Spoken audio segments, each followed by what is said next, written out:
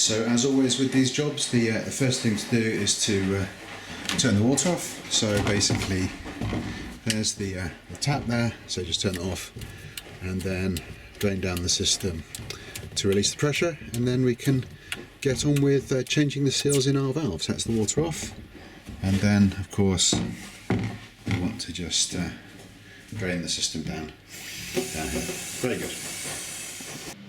Right, so welcome back for the installation of the new O-rings on our leaking or dripping Aqualisa tap. But the parts have arrived, I'm happy to say. So I've ordered two sort of kits. I got a new O-ring kit that came from here. Bought it from eBay actually. It was about £15. That's got all the various O-rings for to go into the actual valve. And then I also bought this kit here, which has got some O-rings. I don't think I'll need them, but I was mainly buying it for the sort of self-tapping type screws. Came from National Shower Spares. I think it was about I don't know, £5. Basically, these screws are the ones that hold the front on the shower valve housing, and they're all a bit knackered and corroded, which we'll look at in a minute.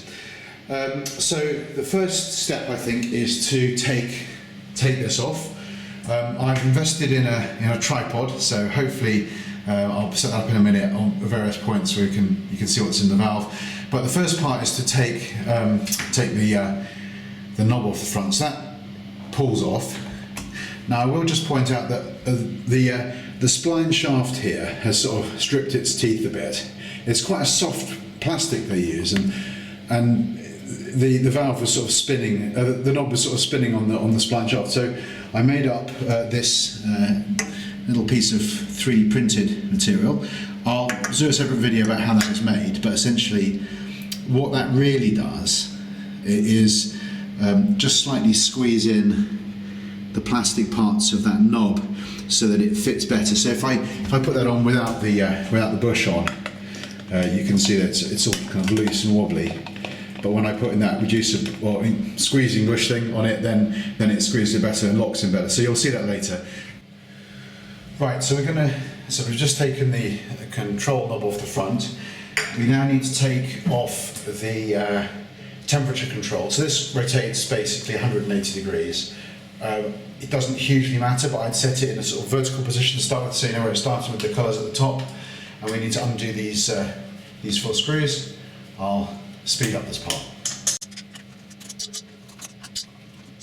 Right, so the next thing is to take this piece off. Normally that's sort of held in place with this this rubber kind of O-ring thing, which is a bugger to put in afterwards. Well, I'll show you it later. I've already done a bit of an inspection, so that's why this is off, but normally that will be around there. So this comes off here. And then you've got these they're Torx bit screws. These are the ones I'm going to change because they're all a bit chewed up and knackered. Someone must have had them off a few times. So it's a Torx bit, I think it's a T25. So you want to basically take these out. Now, this is the point where if you haven't drained the system and if it's still pressurized, water will spray out. So you want to make sure that drain the system down, let all the water out. There might still be some water in the pipe work going up to the shower at the top there. Up there, so you just may want to put a bit of plastic or something to stop water running back into the wall cavity. I've already drained it, so I'm pretty sure that's okay. So I'm going to undo these, and I'll just speed this up on the video, so stop talking at this point.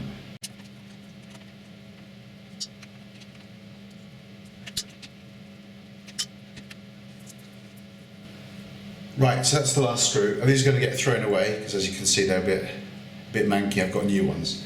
And at this point, then the valve should just pull, the cartridge just pull out here. Okay. Now this is the magical Aqualisa part that does the mixing and this sort of thing. We're going to change all the O-rings in there, and I'll do that down in the garage with the camera from above. But in the meantime, I just want to show you something inside the housing. So there's a seal here. It's the seal with the sort of little filter at the side. It only goes in one way, so you can't really mess it up. But I'm going to not change that. That's going to that's in good nick. I checked it out.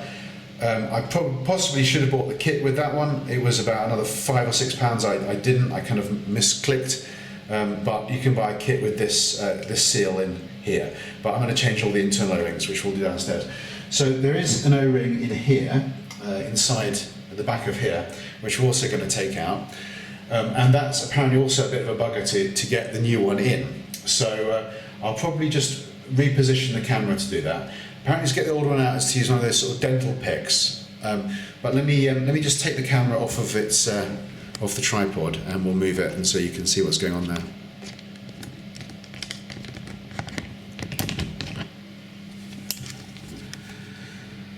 So right at the back in there, there's an O-ring, and it's recessed into the back of the module that's stuck to the wall, or embedded in the wall. It is possible to get it to fall down inside the pipework. I don't think that's likely to happen, but you should just be aware that that is, I think, the hot water inlet is in that hole there, maybe the cold, I'm not sure which actually. But we're going to take that out with a sort of dental pick and change it for a new one. So I ended up using this pick to sort of push into the O-ring, and then a pair of pliers to grab it. So what we're left with now is basically the hole in the recess. So I'm going to clean that up with a bit of kitchen roll, put a little bit of silicone lubrication in there, and then put the new O-ring in place. I think it's the O-ring that in this kit is called number 5. There's 2 of those. I'll measure them up side by side, but I'm pretty sure in the kit it's number 5, because it says here there's 2 number 5s, and it says 1 to be used when refitting the cartridge to the main housing. So I think that number 5 is the one that goes in. And actually, handily in this kit they included some silicone grease, so we'll use that. Got the silicone grease. We're going to put a bit of that on the O-ring so that it beds in nicely. So we'll hope this will stay in focus. Now, I've read that the best way is it's quite soft silicone grease, but hopefully it'll work. So I've heard that the best way of getting this into the place, because we don't want this to disappear down the back of the into the pipework. So apparently the best thing is to balance it on a screwdriver and then push it into the hole and push it all the way around. Now whether that works or not is another story, but that is what I've heard is the done thing. Okay, so it actually went in okay. So it's now lined up at the back. I cleaned it, there's no grease in there, and that should be good. So now what we're going to do is go down to the garage and put the seals in the main part of the housing. So we're now going to take the valve apart. So just to recap, this is the control valve, thermostatic valve. I won't go into details about how it works, but there's a number of seals in there. On this diagram you can see there's seal 15, 70, 17, 5 and 4. 4 seems to be on the spline shaft. I don't think it's strictly speaking needed. I think it's something to do with the a different version, maybe how the control knob clips into it. So I'm not going to use number 4, but I'm going to change the other seals. So the first thing we need to do, and I'm just going to check that the camera can see what I think it can see. So it's not, yeah, hopefully that's zoomed in enough. So obviously keep this all clean because we don't want to get any grit in the valve. So I've put on some tissue paper and use the pick to take the seals out and put the new ones in. Of course, grease them on the way. So I'm just going to zoom it in a little bit more so you can see a bit more clearly, and I'll hopefully manage to keep it all in frame. So the first thing we need to do is just using a pair of pliers. This ring needs to unscrew, so that is not too tight. It should just come out, and that allows you to then take that part out. And then inside there's a number of seals and O-rings on this. Well, actually no. This mechanism works by when you turn that, it on the threads there, it pushes this plastic bit in and out of the mechanism, which presumably makes seals various points off. So we need to change that O-ring, that one, and that one. It's also worth just cleaning up inside there to make sure there's no dirt. And this mesh comes out. This is a little filter. So that's sometimes you get buildup of stuff in there. So that's a filter that comes out. So that's clean. That's good. I'm just going to probably not speak for a bit, but you'll see what I'm doing. I'm just going to be changing these seals one at a time, and that's that. So I'll talk just in case I decide not to speed this up. but you'll see what's going on here. So we're going to clean all that up.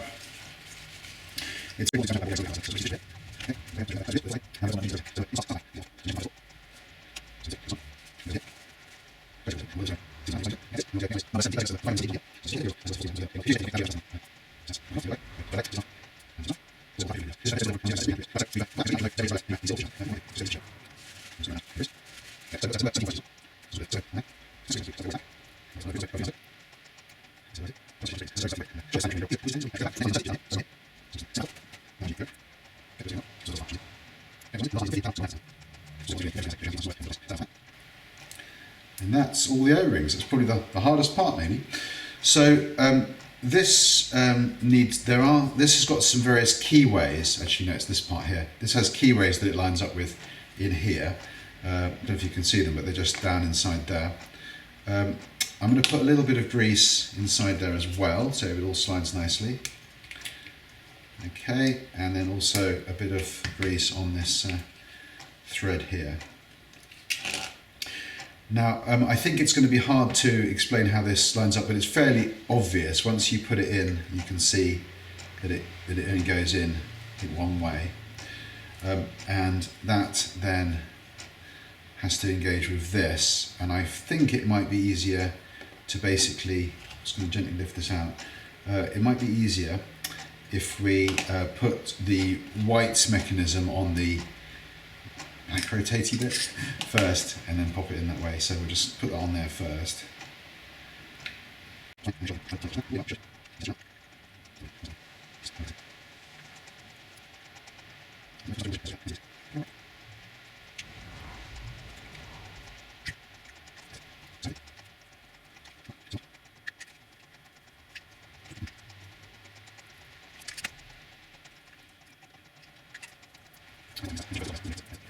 Right, okay, so now when we return that, we can see it's moving the bit in and out, I think.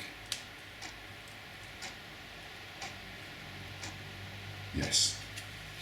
So that then goes on here. And then this screws on, and it doesn't need to be massively tight. So I'm going to gently knit that up. Okay, and then if I rotate this, I should see that you'll see the plunger moving in and out, which it is. Yeah, okay, so I think we're good. We're going to put this little filter back in there, and then we also might as well just lubricate this seal here. We're now going to fit the cartridge back into the housing.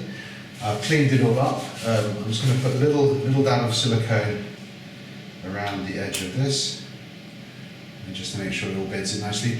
Got new screws, new stainless steel screws, so that's good. And I think we said that they were T25, Torx 25. That's all clean. I'm also going to put a little bit of grease on the back of this seal here. I think that seal's going to the back, something to do with the control of hot water flow. So everything's lined up.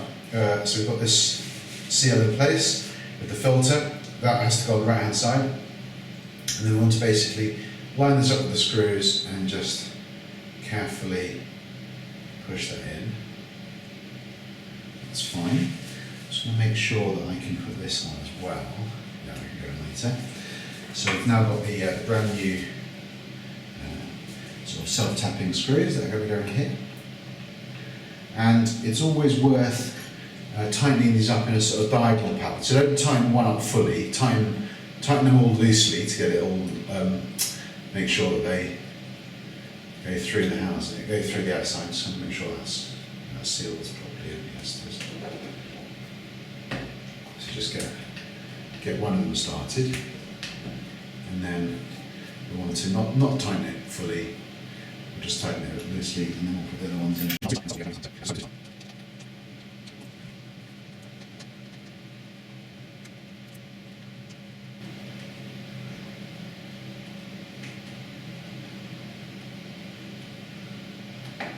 Right, so now that they're kind of all equal, now we're going to start to just torque it up. So we'll do that one first, then diagonal, then this one, and this one.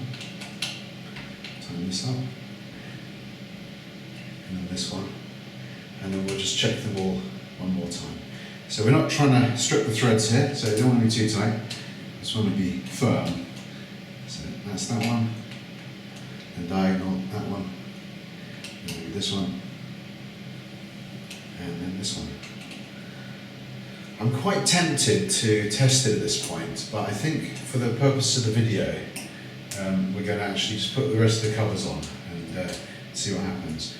I want to show you how, as I said, it's a bit of a bugger to put this sort of, this grey seal goes in, I think it's that way, and it pushes up against, it sort of engages with the edge of the sharp edge of this piece of trim here, but it always ends up sort of disappearing up into the wall.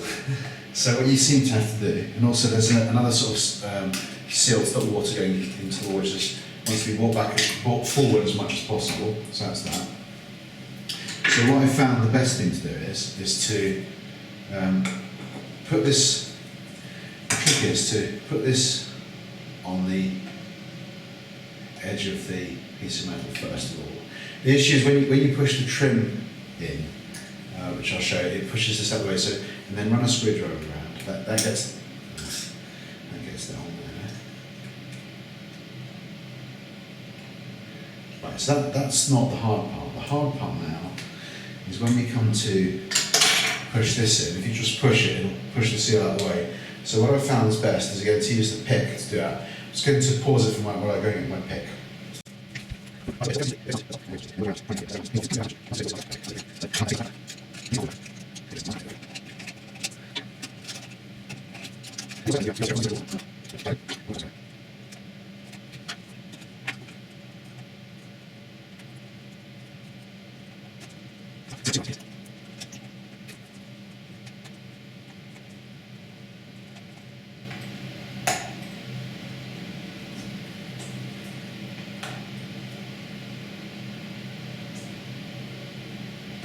There we go. We did it. Okay, so the next thing to do is to put the control valve on, the temperature control valve. So that's a nice crosshead screwdriver. I recognise this is not a crosshead screwdriver, but there's not one to hand right now, and this will be fine because I'm not going to do it all that tight. It doesn't need to be. I'm not trying to hold up the Empire State Building with these. It's just to hold it on the front. Okay, so there's 4 of those. And before you tighten all of it up, you might want to just check that it goes 90 degrees in either direction.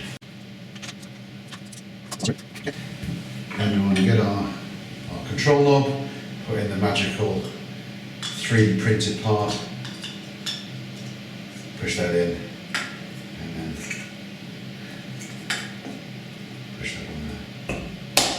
Okay, and hopefully that will be in the off position. So I'm going to turn the water up, move the tools away, all the various tools, and we'll see if it leaks.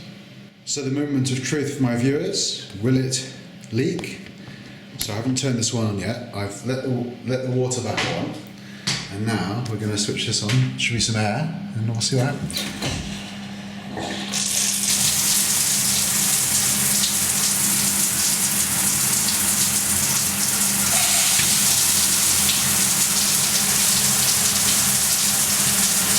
Make sure the valve works.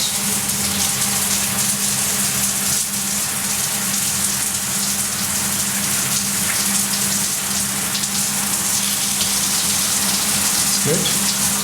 Now, does it turn off?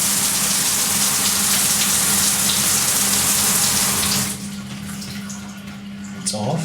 Now, there's obviously going to be a bit of water in the shower head, but is it dripping? I think the best way is if we take the shower head off, we can then tell, because there's obviously going to be some water in that pipe. The question is that going to stop? Because clearly there's going to be a bit of water in the pipe, so the thing is, have we fixed it? That's not looking too good.